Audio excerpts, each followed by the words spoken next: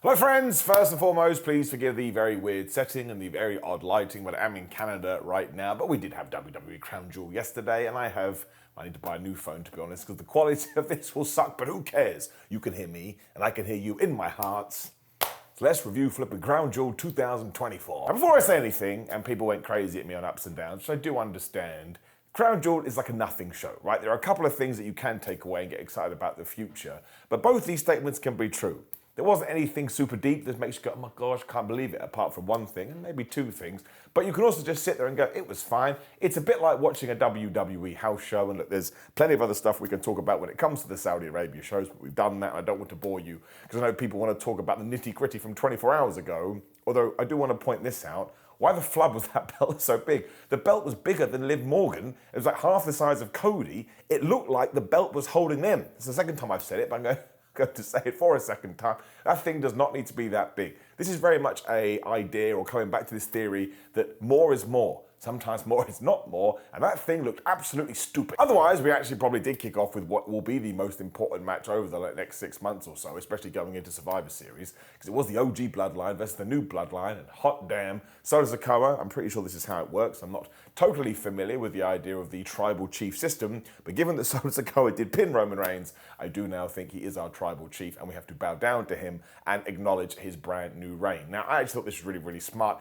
The execution wasn't as good as we have seen in other Bloodline things. Like we had that near fall that Jimmy Uso didn't break up. These things happen. Just pretend it did go that way because we understand. And even though Tama Tonga had caused a distraction and clearly Roman Reigns was going to win with all his punches that are super and a spear, didn't really come across, I don't think, in the way that they were planning, but this happens. This thing's been going on for almost 5 years. You can't expect everything to be a home run, but the key takeaways are that, again, after the shenanigans, and even after we told you Roman's definitely going to win, Solo Sikoa did pin Roman Reigns. And I think I've got this wrong, but I'm going to say it anyway. I think that's only the third time that Roman has been pinned in the last 4 years, because obviously he lost the tag team match at Money in the Bank. He got beaten by Cody, and I can't even remember. Oh, this is the third one. I can't even remember what the one is. Maybe I'm forgetting something, but either way, the fact that you have to go through these things goes to show you what magnitude it is. And afterwards, when Bloodline 2.0 were going to lay waste to them, who comes out to make the save? It was Sami Zayn. And actually, you need to watch this a few times. It's quite well layered. This is the good Bloodline stuff.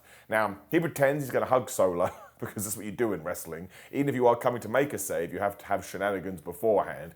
He beats them up, then the Pac jump him, then the original Bloodline helps Sami Zayn. When Roman and Sami were going to crush Solo Sikoa, he got out of the way because he knows what he's doing, and Sami Zayn haluva kicked Roman Reigns. Now, right after this, Jimmy Uso is like, why are you even here, Sami Zayn? Jey Uso is now trying to play the peacekeeper, which is a little bit of reverse of what we were doing before, and Roman, who just had his brain smashed, was looking at Sami like, why did you even think this would be a good idea? And we had that awesome shot that replicated WrestleMania 39 with Roman Reigns and Sami Zayn in the background, but sadly, there was no chicken. So forget the match itself. That's not what this is about. It's cinema, as the internet likes to say. There is loads we can do, and if you are into this narrative, you want to watch SmackDown, right? So this has proper gravitas, and like I say, proper importance. And you don't have to be into it. You can think it's gone too long and all those kind of things. But the people that still are on the bandwagon, I thought this was really, really, really, really good. And Solo Sikoa can now come out on the blue brand too and say, I am the tribal chief. And I think we've got our War Games teams as well. We'll do 4-on-4. And we'll probably have a women's one that's 5-on-5. WWE is keen to do that as well. So this one was a couple of thumbs up. Again, I'm not even worrying about the match, although I am very pleased that Tama Tonga has got his weird, whatever those noises are, over. And Jacob Fatu always, it was like $1 million. And I thought that was quite successful too. I want to see Jacob Fatu versus Jay. I want to see Jacob Fatu versus Roman. Wouldn't even mind Jacob Fatu versus Sami Zayn. So we applied those seeds too. So yes, arguably the highlight of the night, or at least the thing that had the most weight. Then we just kind of went into a women's tag team match, which was fine. Like, it was good. Everybody here really showed out and like, we've got the stuff. Particularly Lash Legend and Jakara Jackson, who I think, they need more experience, but they're getting more experience, so that's fine. But I can see them being a mainstay on the main roster and not having a problem with that. And Damage Control ruled, and they've got themselves over as baby faces. Chelsea Green and Piper Niven, you could probably argue, are some of the most entertaining people on the entire roster, especially Chelsea, when she was like, I'm going to do this dive, but I don't know how high up I want to go. And then Kairi Sane wiped everybody out. I just thought it was fun. And from my perspective, I never sat down with this thinking that Jade Cargill and Bianca Belair were going to lose their titles. So that was totally fine. But also, I just like the fact these championships were on a pay-per-view. Now, the rumor is it was meant to be Rhea Ripley versus Raquel Rodriguez, but that got taken off because Rhea is injured. And all the best to her. That must be horrible to go through 2 in 1 year. But to just kind of throw this on there And again, I think the benefit of it was, as I stumble over my words, is that finally these titles are in a way better condition than they were a year, 2 years ago. I mean, some points they used to vanish on television. You're like, what the flub is going on? Now, Jade and Bianca will lose this eventually. They'll probably do that feud. We have to keep this going. Again, I'm not saying that they are the greatest thing that we've ever done, but they've improved. And sometimes, as long as the curve goes that way, it's totally fine. And we also teased that Last Legend was going to win here, but then, of course, Bianca and Jade hit their big finisher. And I also like the fact that Chelsea Green got crushed by Piper Niven. And Chelsea cut a promo afterwards, kind of teasing that maybe if they can't get on the same page, it may be the end of them. I wouldn't be massively against that, because if we are going to introduce a secondary women's title, I would give it to Chelsea Green. I think she's earned that, if nothing else, even though people say that's stupid. And Piper Niven does have another side of her you could tap into, and she's done really well since she's gone to the main roster as well. She's become a mainstay, which is massively important. On that note too, I just want to shout out Baron Corbin, Tegan Knox, and Indy Hartwell. Thought that's always awful news, but kind of deep down in my Tootsie Toes, depending on what they want to do and kind of knowing the wrestling landscape like I do, I think all three of them are going to be fine, like more than fine. I think if they want to, they can totally smash it, but you never want to see anyone lose their job. So again, all the best to those three. And as I said on Ups and Downs, I'm now going to try and manifest a match of Baron Corbin, because that would be the best thing ever. So yeah, the tag team match was totally fine, totally fun. It was good for what it was. When you can argue that we got to the match of the night, which was Seth Rollins versus Bronson Reed, this was my only super negative in terms of trying to look at the big picture, because again, I can just forget about Crown Jewel now. It's not going to make a difference to my life. I would have had Bronson Reed won. Now, we went out of our way to ensure he looked like a monster, so it's not like he's lost any credibility. But I think sometimes in all wrestling companies, like, man, we need to make Bronson look strong. What can we do? He can win. That's what he can do. But we think and we go around the houses. And listen, this is not to take anything away from Seth Rollins, who I genuinely think is he's another modern day GOAT. He's an all-timer. He's a legend. And Raw is just better when he's on the show. But because he is Seth freaking Rollins, he could have totally lost, and he could have just come out and Raw and gone, damn, man, that guy totally destroyed me. And even if you had done a 3-match program, Seth Rollins wins number 2 and number 3, who the flub cares? Now, actually, what I do think it's going to tie into is there's a number 1 contender match going down on Raw tomorrow night. What day it is? No idea. Totally jet lagged. I'm in Canada right now.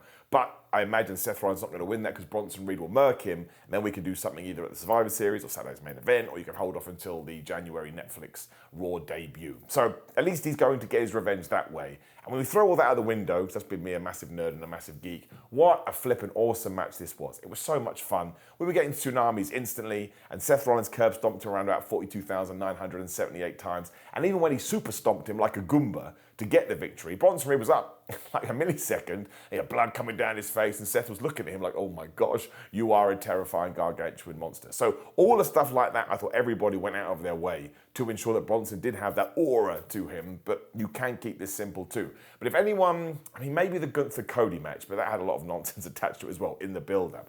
If you just said to me, I've got 12 minutes to spare, or may even been shorter than that, and I just want to have a good time, I would say go watch Bronson Reed versus Seth Rollins. It's so, so good. And I really hope we don't lose whatever we built up with Bronson Reed, right? He has something, and I need some monsters, right? I know we got Braun Strowman, he'll be back soon too, but I need just something to do with Bronson Reed. He just got it, right? Whatever it is, he's got it. And I love the fact that Tsunami feels like a gunshot to the head. Although, again, that's another of my issues. He hit one of these really, really early, and Seth Rollins was then able to reverse the second one for the curb stomp. Whereas last time when you got hit by Tsunami, that was it. You had to be taken off TV for 6 weeks. But again, that's me being a massive wrestling nerd. But it was good, and it was very, very entertaining. And ultimately, that's my big deal, right? Of course, I would rather if I can take all these feelings and take it on to the next show. But I know what this show is before I even go into it. So it's hard for me to be super critical. It's like going into a pizza restaurant asking for a burger, then being like, we don't sell burgers here, and you kick off and you break the hostess's arm. Right? You're nuts. You're absolutely insane, and you probably need to think about your life again. So that was good. And I like the Randy Orton versus Kevin Owens angle. It wasn't a match. They just had a big brawl, right? But the idea was, Triple H beforehand had said, Kevin Owens has gone crazy. He's a crazy man now, Randy. And if you do this, I don't think it's going to go well for you. And it didn't go well for Randy Orton. And I don't think you need to blow this off here. And because we, quote unquote, did do it on a bigger stage, they now have the heat and the power to go into a Survivor Series. And I hope do something twice as big. Adam Pearce got RKO'd by Randy Orton. Don't forget, he's the Raw guy. That's the SmackDown guy. So that has to tie in. And it was Kevin Owens that was standing tall here, even though they did go back and forth. And there were people coming out and producers getting thrown around. Like, I just thought it was great. And the fact that Kevin Owens was wearing a Cowboy Bob Orton top, he's the best. He's the man. I genuinely, again, going back to what I said earlier, the modern day GOAT. And I need to figure out what would that be. It'd be an M, D, I don't know, we'll call it a blah blah or something. I think Kevin Owens is right up there. And I think he's in my top 5 wrestlers of all time. I need to sit down and think about this. But he's so good. And he approaches wrestling the way that I would want to approach wrestling. Well, I guess the way I do approach wrestling, but if I got to WWE, it'd be great if he was able to have sort of a proper world title run within the next year. But even if he isn't able to, given the position he is in, he makes the most out of everything. And Randy Orton versus Randy Orton versus Kevin Owens feels massive, especially now because Cody is out of this champion versus champion thing. And this has to be his story. This has to be what he inserts himself into. And that's when it becomes even more interesting than it was. So I thought this was a good deal. Same with the US title 3-way. I mean, LA Knight just won. It's because he's over and people like him. I think the other benefit of this is Andrade and Carmelo Hayes are getting themselves over just based on their work alone, because they are so good. And I actually predicted that Carmelo Hayes would win, and I was wrong, because I'm a total moron. But listen, the level of the wrestling was awesome. But in terms of the gravitas afterwards, I keep using that word, and I was just like, that's fine. Again, it was like a house show match. You're going to walk away going, man, wrestling is cool, and we have so many talented people, and I'm excited for the future. But you're also going to be like, okay, cool. What do we do now? And also, the winner of the Game 7, the best of 7 series, LA Knight. It's hilarious. Best wrestling thing ever. But LA Knight needs a proper feud after this. And in many ways, it should be Andrade or Carmelo Hayes, but then that kind of feels a little bit awkward as well. So, but still, if you watched it, it's like 12 minutes long, you have a great old time, which actually is a copy and paste job for Cody versus Gunther. Now, these two guys, because they're so talented, like they really, really are, they're probably next level talented. Even though I hated this idea that Cody Rhodes won, but he's not going to challenge Gunther for his world championship, and he has to have this horrific eyesore belt over his shoulder. Because of the way they talked about it in their promos, I guess, and because of the way they held themselves and the way they went at it, they just made me believe, okay, fine, I'll pretend this is an important match. Even though I think it would have been way better if there had been story and it was proper champion versus champion. Can you imagine? Oh my gosh. We also presented Gunther like an absolute force. Cody Rhodes just the greatest babyface ever. And there is some back and forth opinion about the ending. I mean, Cody goes to the Cody Cutter, goes in the sleeper, uses momentum, gets the most devastating move in all of sports entertainment, the surprise roll-up for the 3. Again, to me, it's all about execution. That move is overdone. Of course it is. We've talked about that 1,000 times. But it looked so good, and you could buy it, right? Especially because Gunther afterwards was like, damn it. And that's why Gunther is so good for professional wrestling. Don't want to sound cliched here, but he treats it like a sport. He was mad that he lost. So I didn't look at him and go, you're such a loser, Gunther. I was like, oh man, get him next time, bro. Even though, of course, I love Cody, and I always want him to win. So in terms of a main event, they lived up to it. They just know what to do in terms of what you expect from WWE events and what to deliver.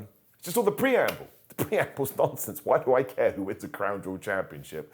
Cody Rhodes showed off his massive Super Bell ring. So the belts are staying in Saudi, and everyone is just going to wear a ring. And it ended with Liv Morgan and Cody Rhodes celebrating together in the ring, which was super weird, because one's a massive babyface, the other's meant to be a heel. But good for Liv Morgan, man. She's had a great 2024. I didn't even talk about that match. I just ignored Nia Jax versus Liv Morgan. Probably because, listen, this is my take on it. So much fun. So silly. So dumb. If you thought neither of them were presented like champions, I would agree with you. And if you think all this outside, well, tomfoolery with Raquel Rodriguez and Tiffany Stratton and Dominic Mysterio has peaked, I think I would agree with you to a point, but also here I was laughing my ass off. Like, again, it's difficult. You probably should have presented like this for people like me, a goofy idiot. But if Brian walks around the corner now, first I'm like, Brian, how the hell did you get in here? You shouldn't be able to give a key card. What about my privacy? But if he thinks this should have been, again, just use the right word, presented, approached in a different way, I wouldn't argue it. I'd be like, I get where you're coming from, Brian. But, you know, Nia Jax was totally protected because everybody murked her. We had all the teasers with the Tiffany Stratton Money in the Bank briefcase, which I think we should probably cash in sooner or later, depending on what we're going to do at WrestleMania. But again, going back to my original point, apologise for forgetting about that. Liv Morgan, I don't say she deserves it because that's a cliched term, but she has had a great 2024 and she's totally reinvented her character. And she actually annoys me in the way that she's meant to, which is going heel promos sometimes. Oh man, somebody needs to shut you up. Obviously, Dominic Mysterio is great. And he's in this number 1 contender match later. Kind of starting to think that maybe we do need to separate these guys a little bit. It's nothing bad with it. It's been some great storytelling. But there is a shelf life to everything, not just in wrestling, in entertainment, in life, right? I think we need to do something a little bit different with him. I don't know what that is, but I would love for him to challenge for the World Championship. I just don't know when. And going back to that number 1 contender thing, the rumour was CM Punk versus Gunther for Survivor Series. So I'll have to wait and see. Now, don't forget, Raw is in Saudi Arabia, so I doubt CM Punk will be there. But it is interesting. And maybe they'll hold it off to the Royal Rumble. Maybe they're going to do it on the Netflix show, Satellite's main event. I do not know. And I kind of want Damian Priest to win that, and then you can just do Damian Priest and Gunther before the end of the year. And obviously Gunther's going to win that, but I think it's more importantly figuring out how we want to present Damian Priest going forward and continue to pitch him as a top guy. So, there's some ramblings for you from a very strange hotel room in Canada. If you do watch this, I will let the cat out of the bag. I am appearing as a surprise later for Destiny Wrestling, which is terrible. I have no idea what I was saying because the phone rang and they said I have to check out, which isn't true because I said I could have late checkout today. Anyway, Crown Jewel. Never think about it. Never think about it again. Otherwise, please do like the video, share the video, and subscribe. Go and interact with everything down there. I don't have my usual swishy things, so I won't bore you with all of that. But thank you very much for all the love about the Progress Proteus title. Genuinely has overwhelmed me, which is a very nice feeling. And now we go and do it again, because wrestling never stops. Take care, my friends. Goodbye.